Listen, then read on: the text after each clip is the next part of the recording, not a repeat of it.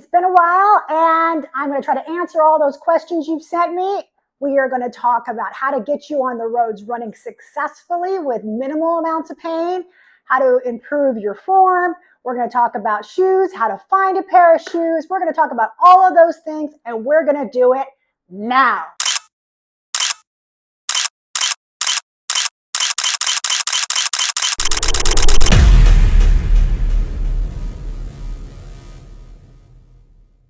If you don't know me, I am Vanessa Bogenholm.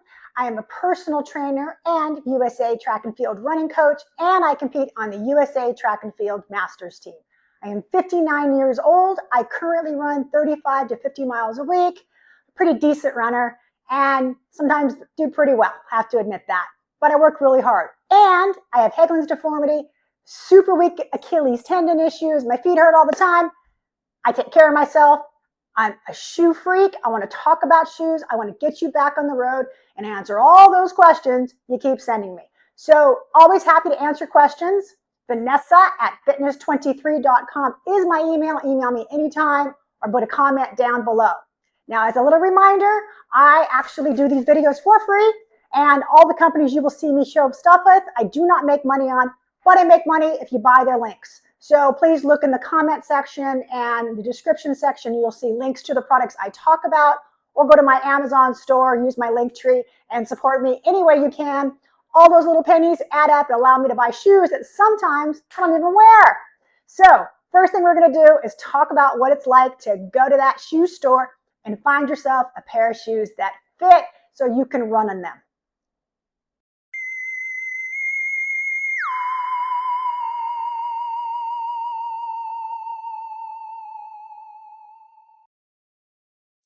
So you went to that shoe store and you see that wall of shoes.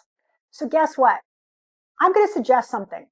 Go to a real running store. Now, after you figure out what you like, you can order online like we all do, but go to a real running store when they're not busy, like a Tuesday at 11 a.m. And find that young guy who's obviously a runner, or that woman in her 40s, early 50s who you know has been running her whole life.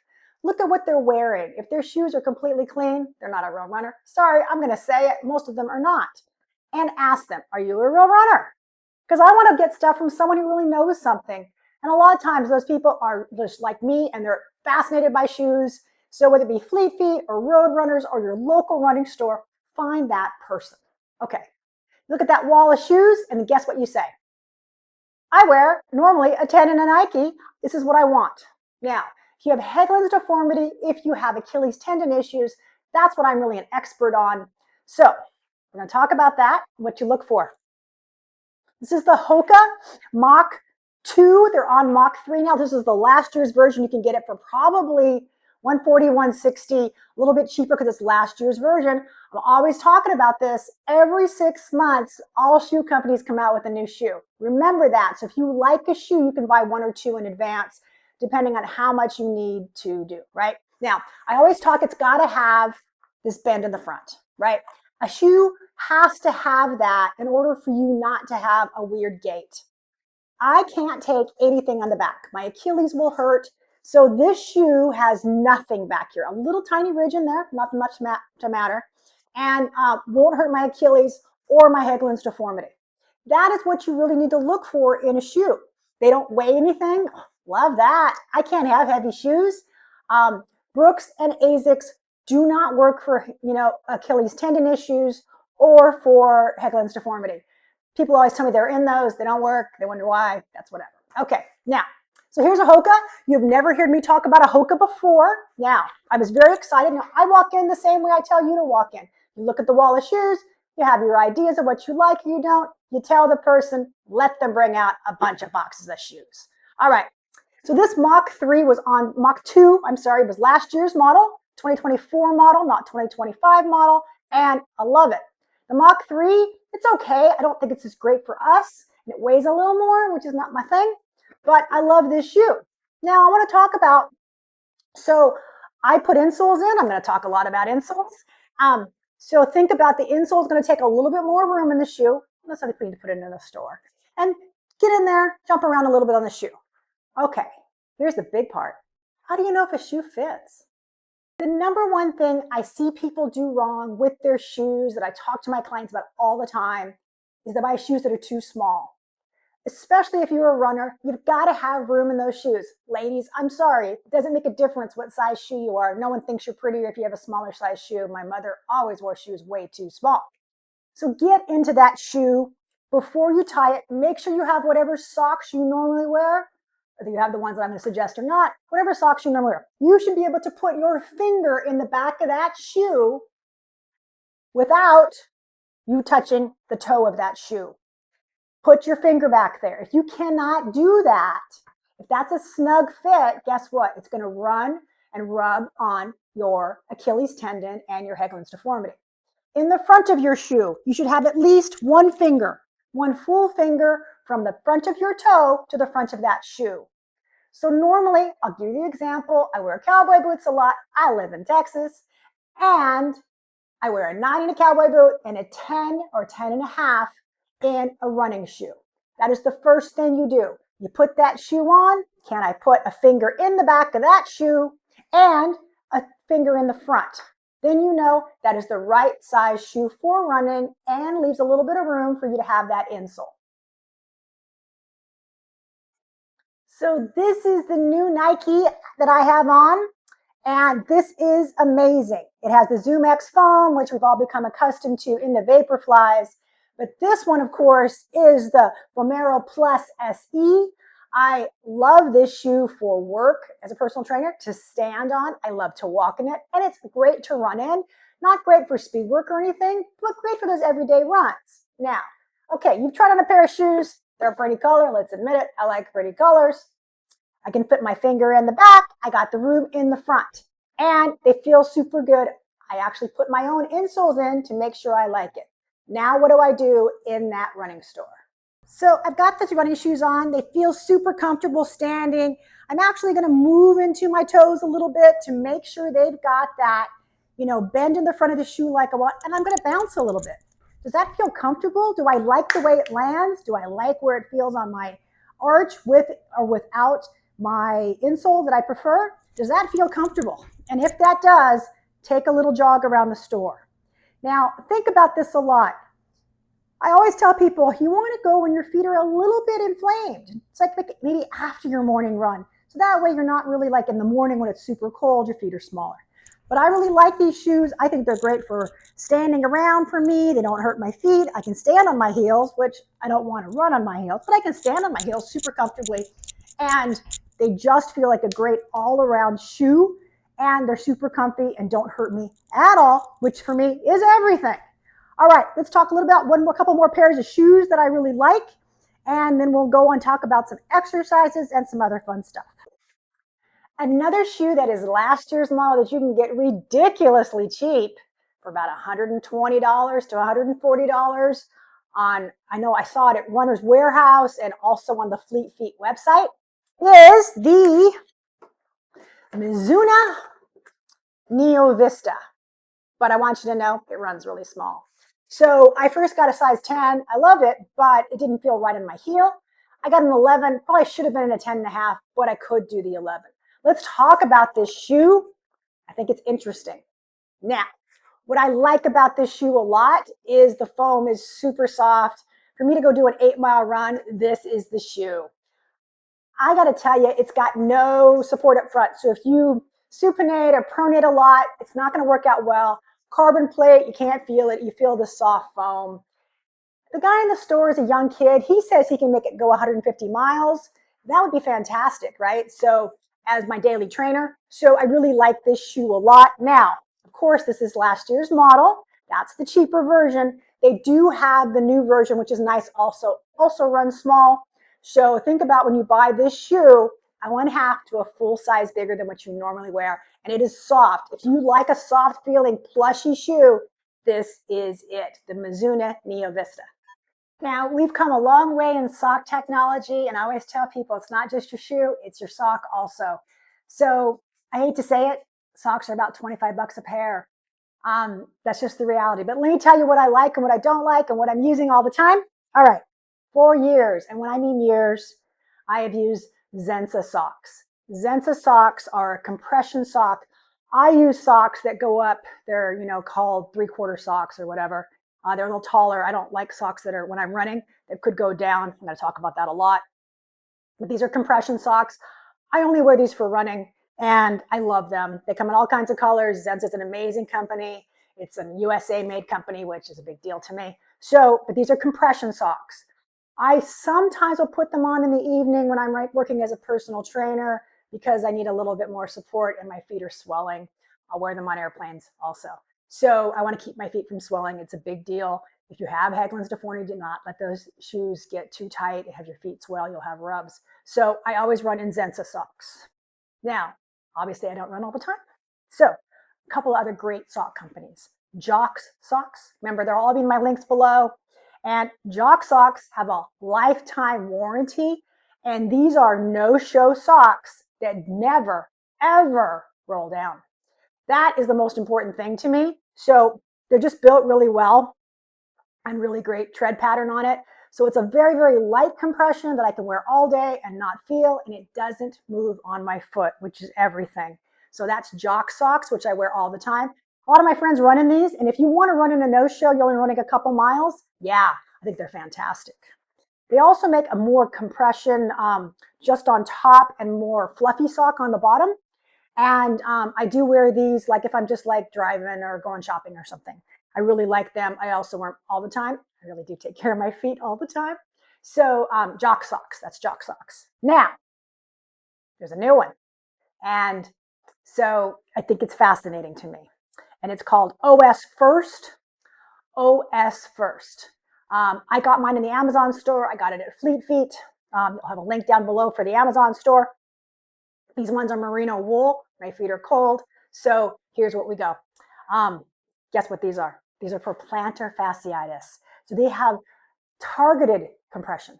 Now, I didn't want to like them, honestly. They were great.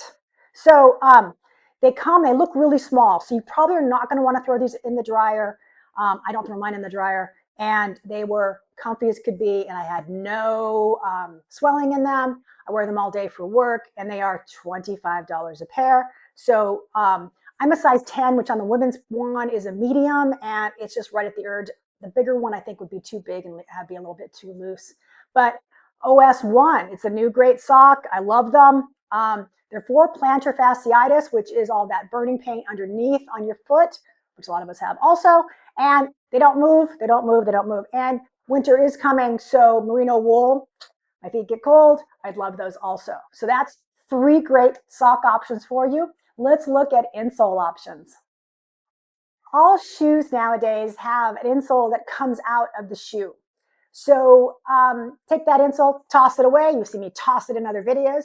And get yourself a couple of different ones that I prefer are Tread Labs and Fulton. And they're for 2 different purposes. So Tread Labs, which is a great company. They actually are making shoes now too, which I haven't tried. And they actually have shoes, insoles that have this plastic piece like you used to get from your doctor, right? And it will fit whatever you have. I have very, very, very high arches. So mine's a high arch, and then these foam covers, you can get new ones if you want new clean ones. The yellow ones are considered the ones for athletic ones, and then the blue ones are considered for more everyday use. They're a little softer, not quite as hard as those other ones where you want the bounce, right? But this really puts my foot, a little bit of cup. I love the cup on a heel because it keeps my foot from hitting the back of that shoe. And I find these if I work all day. Sometimes I work as an armed security guard or as a bodyguard, and I wear these inside my work shoes. So if you're like a nurse or someone who stands all day, these are fantastic also. And when I am not necessarily running, but I'm a personal trainer all day, I love Fulton insoles. These are cork-made insoles. They conform to your foot. They're very inexpensive, and they conform to your arch. So it's perfect to your arch, perfect to your foot. And you just put those in your shoes, and I think they will make a world of difference in your shoes. So that's socks, shoes, and insoles. I never said it was going to be a cheap sport to be running, right? So those are the things I'm using now. Of course, I tape my feet, I ice my feet, and I do use an Epsom salt foot bath occasionally when my feet get really swollen, like after a race. So that is KT taping. You can see my other videos about how to tape. I don't want to go through that for 20 minutes, sorry. And King ice packs that I use all the time. After every run, I use a King ice pack on my ankles and my feet to keep the swelling out. That is like a religion for me. That King ice pack is amazing. And it's a small little company and it fits perfectly. You're going to love it. And you've got to ice your feet. And then, of course, what? We got to increase our form. We got to get stronger ankles. So now let's work on our form and our ankle ability. And I'm going to give you some things you can do without a coach just to get that form better so you don't hurt so much when you run. The first things you got to do really is spend some time working on your ankles. So I have two very inexpensive pieces of equipment here. They're about $20 a piece off of Amazon. And the first one you can do on a curb or on a step at your house if you prefer. But I think a slant board is super important to get those calves to stretch out. I always do it next to a wall just in case you get up uneven, you don't want to fall off. And really let these calves do a great stretch down and be able to go up and down off your ankles. Now, I like to leave this kind of stuff around my house in different locations just so I can remind myself to do it on a regular basis. And the stronger you can make those ankles and the more stretched you can get that Achilles tendon to the calf connection, the better you're going to feel when you run. The other one that I have is a balance board. And I use this with a lot of my clients to really get all those little tiny ligaments to really work. You want to stand on that for a couple of minutes a day, really get all those ankle stuff, and you can do little squats, making sure your knees stay nice and straight. Getting that ankle flexibility and ankle strength will improve your running form tremendously. Now let's look at running form. So when I decided I wanted to run better, the thing I had to do was improve my form. And you look at the people on TV and you look at the world champions and you see a concept there. They're very straight, they're very upright, there's no rounded shoulders, all these things. And then people argue about footfall all the time. But I can tell you something. You need to run in your muscles and not in your bones. If you're running on your bones, and every time you take a step, you hit that heel, it's going to create a concussion all the way up your back. And when you create that concussion, guess what happens? You hurt. So with Haglund's and Achilles tendon issues, I had to stop being a big heel striker and try to be a midfoot striker. And that's where that previous exercise of fixing those ankles came into being. So I want you to watch me run a little bit, and then we're going to talk about what I do on a daily basis to get myself in better form, which has made me not get injured and run faster.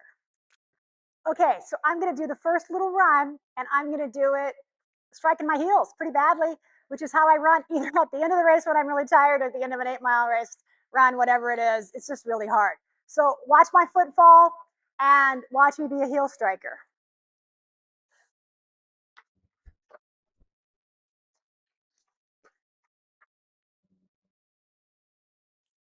And when I was a kid, we were actually taught to run like that. We were taught to run heel to toe, heel to toe, heel to toe.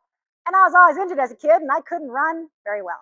So then when I got to be an adult, I learned I needed to be a midfoot striker if I was going to be a good long distance runner. And I watched good long distance runners be midfoot strikers.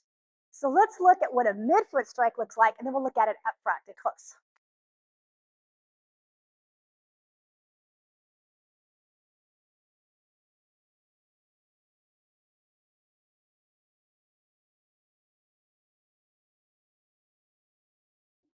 So now I'm back in my gym and I'm going to show you about 5 minutes of exercise that if you do every day will greatly improve your running form. So I'm using a pool noodle because it holds my upper body in shape and nice and tall, shoulders back, really tight in the core. So you can grab anything, you can grab a Kleenex box, whatever it is, just to hold in front of you. I have a wall behind me. You should be the length of your lower leg from the wall. You want your upper body nice and straight and you want that foot to land flat against the wall. And you want to do this 50 times each leg, and you're going to really feel in that thigh that you're getting in that thigh. It's going to create that scenario of your leg going back when you run.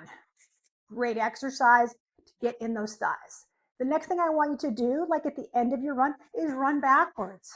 Because when you run backwards, you're going to feel what that footfall should feel like when you have mid strike and not a heel strike. So just on the end of a run every day, run a couple of steps backwards, maybe, I don't know, 30 feet, 40 feet. I'm not asking you to do a lot where you're unsafe. Nice little steps, run backwards. You can't run backwards with the heel strike. It's going to just teach you what the footfall should feel like. And for the last exercise, we're going to do what's called 100 ups. Used to do it in the 1950s, still works today. Again, I'm going to use that pool noodle and hold it out in front. And I want my leg to come up, right? Under my thigh, leg up, scrape it back, and bring it forward. Scrape it back and feel like a circle, right? Like my whole hip is creating a circle. And a circle with my foot going up in the back, and I'm landing midfoot each time. And do 100 each leg. It's going to get those thighs working, get you understanding how that hip should work. I really hope this Haglund's deformity, Achilles tendon, running form, picking the right shoes kind of video really helped you all. I'm always happy to help you with your running form and with your shoe choices. I want to see you healthy, happy, and on the roads. Once again, if you can use the links down below, makes me a few cents. It allows me to keep doing these videos for you. I'm very happy to answer any questions, and I get back to everyone, whether you comment down below or you shoot me an email at vanessa@fitness-23.com. See you soon.